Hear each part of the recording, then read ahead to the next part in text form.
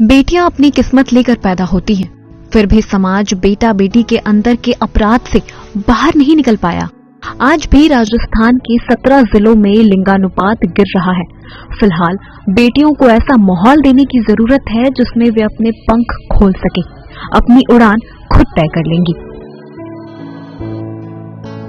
हेमलता नाम उन बेटियों में शुमार है जिनके जन्म पर खुशी नहीं मनाई गई, बल्कि चौथी संतान भी बेटी होने से मायूस पिता मुंह लटकाकर महादेव के मंदिर में जाकर बैठ गए।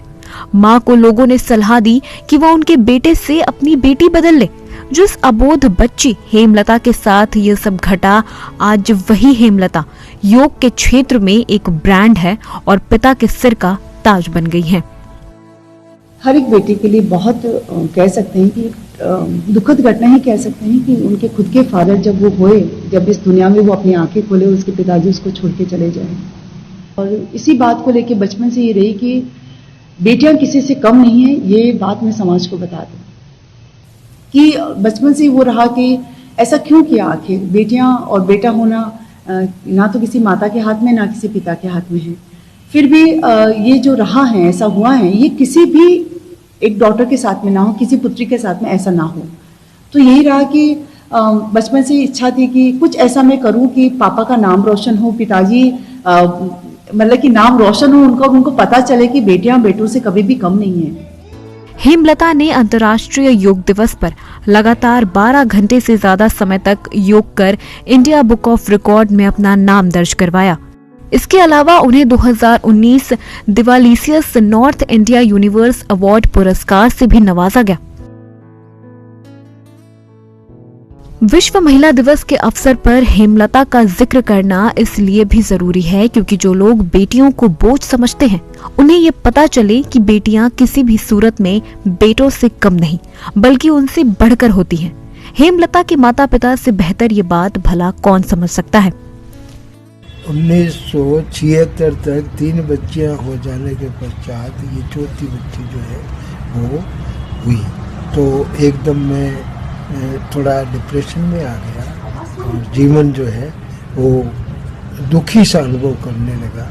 तो जाकर के और महादेव के मंदिर में बैठ गया। मेरी बच्चियाँ इतनी ही हुई, जब मैं ये चौथी लड़की हुई, जब इतने आए कि भाई इसको हॉस्पिटल में बदल लो या मैं लड़का दे दूँ या आप लड़की दे दो, यूँ करके। लेकिन मेरा एक माँ का ऐसा मन हुआ तो मैंने अपनी बच्ची के लिए बिल्कुल ही मना कर दिया, नहीं।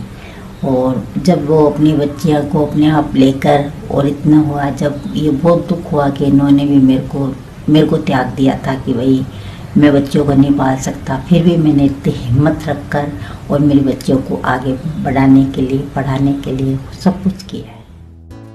हेमलता स्कूल के समय से ही प्रतिभावान थी। वह जीवन में कुछ कर दिखाना चाहती थी। विवाह के बाद पति उमेश के सहयोग से उन्होंने योग के क्षेत्र में कदम रखा। महिलाओं को योग से जोड़ने के लिए हेमलता ने निःशुल्क योग शिविर लगाए। सोशल मीडिया के जरिए भी योग को लोगों तक पहुंचाया।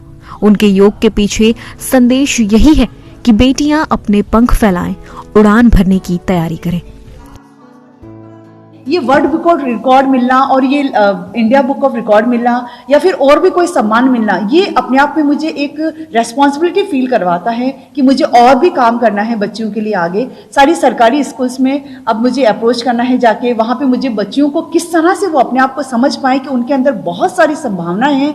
वो सिर्फ उनको एक दिया जलाने की आवश्यकता है, बस उनको बताने की आवश्यकता है बस। तो क्यों ना योग के इस माध्यम के जरिए मैं लोगों तक पहुंचूं, बच्चियों तक पहुंचूं, समाज की अपनी लड़कियों तक पहुंचूं और उन माता पिता तक पहुंचूं जो अपनी लड़कियों पे विश्वास करे और उनको बताए कि आप केवल मात्र एक विश्वास की आवश्यकता होती है बच्चियों पे करने की। उसके बाद बच्चियां जो पंख फैलाएगी आप संभाल नहीं पाओगे।